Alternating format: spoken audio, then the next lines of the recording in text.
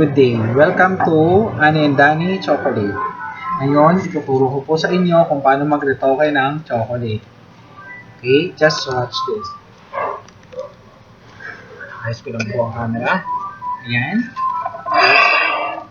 Una, kailangan po natin ng foil. Ito po ang ating foil. Ang size po na ginagamit natin sa foil ay itong glossy. Isa po hindi siya glossy. So ito dapat ang nasa harap at ito ang nakatago dahil ito ang maduming part ng foil. Ngayon, ito po ang ating piling. Gawa po siya sa styro. Lalagyan lang po natin siya ng silicone.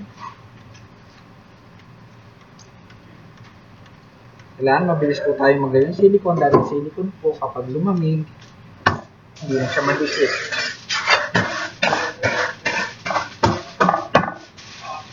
Balikan rin po natin.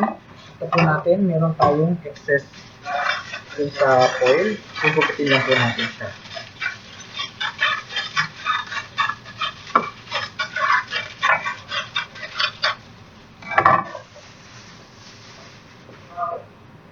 Tapos, another silicone po sa side.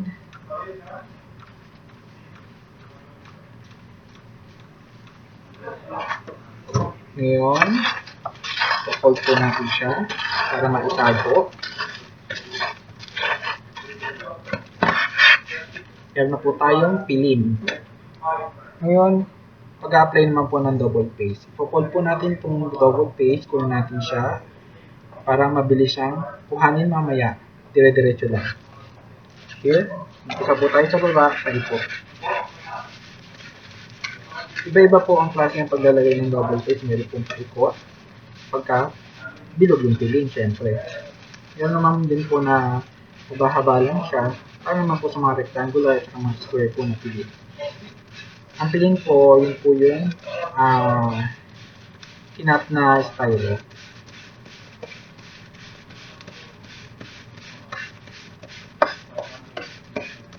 Po ang ating double paste.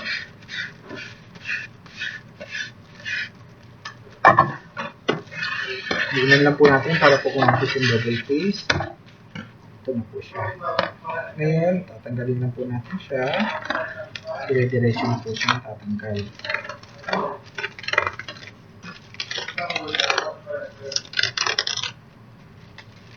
Okay? Yan po. Ready na po siya. Hindi natin lagyan ng. Yan po ang paglalagay ng border.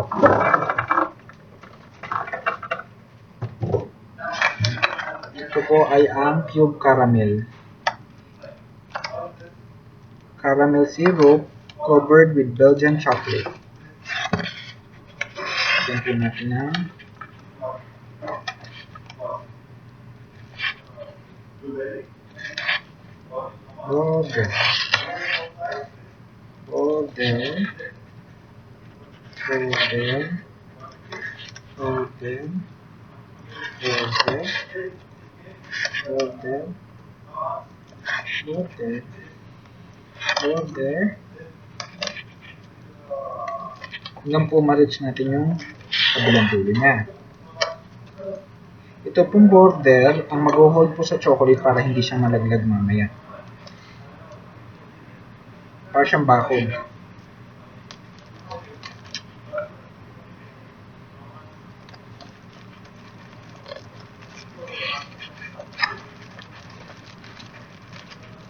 Meron po tayong border.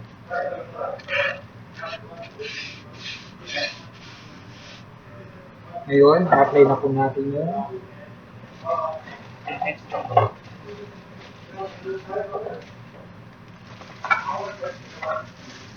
ito naman po ang Rice Krispie. Rice Krispie covered with Belgian chocolate.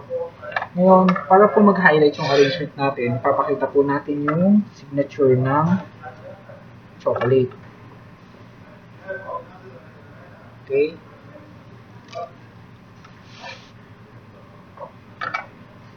Kailan na po natin ng mga 4 pieces. 4 pieces. Here, nakita niyo po siya. Ngayon, lalabas lang natin yung plain. Yung black po na sticker, siya yung mag-highlight dun sa arrangement natin.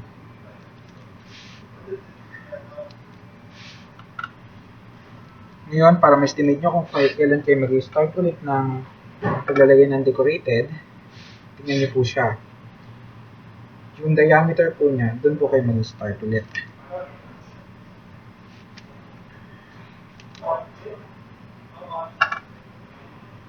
Then, plane, another plane.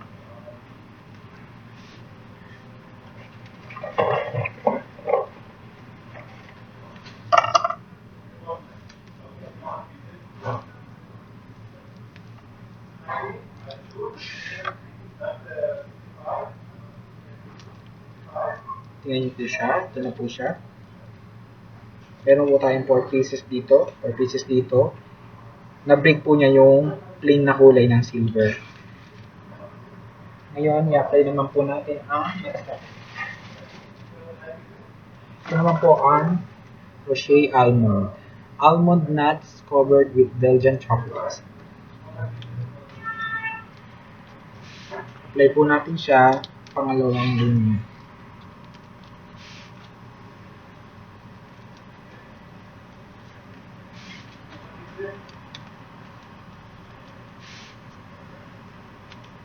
Okay. Ito na po siya. Sunod po natin gagawin ay paglalagay ng accessory. Ito po ang pinaka-accessory ng ating chocolate. Isa po siyang box. Sa loob po nito, meron din po siyang special chocolate. Parang isang maliit na gift. Nalagay lang po natin siya dito sa center. This one. Here. Okay. Ngayon, meron pong bakante dito. Pipil po natin siya ng chocolate.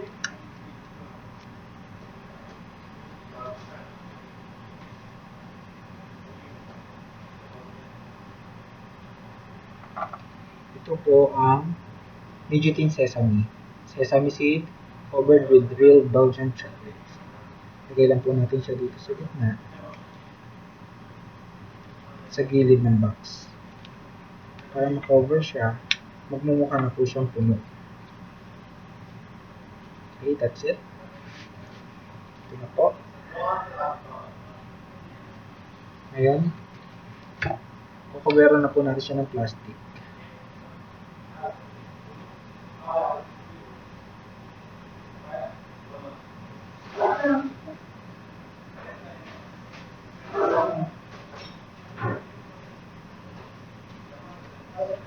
Covered po siya. Packing lang natin.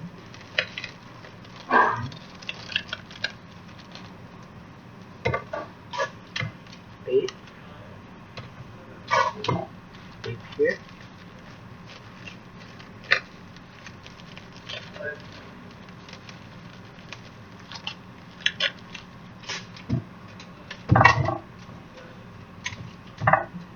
Tape here.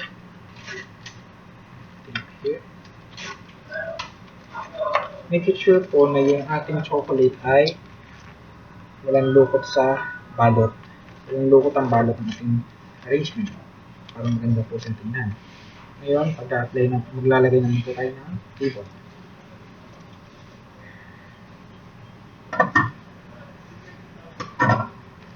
Para po malagay natin maganda yung ribbon, pwede natin sa pinan po sa ilalim. Here. Put silicone here.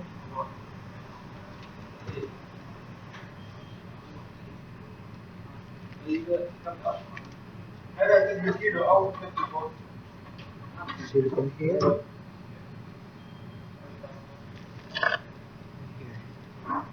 Okay. Ito po siya. Ito ang base ng ating ribbon. Lagyan natin siya na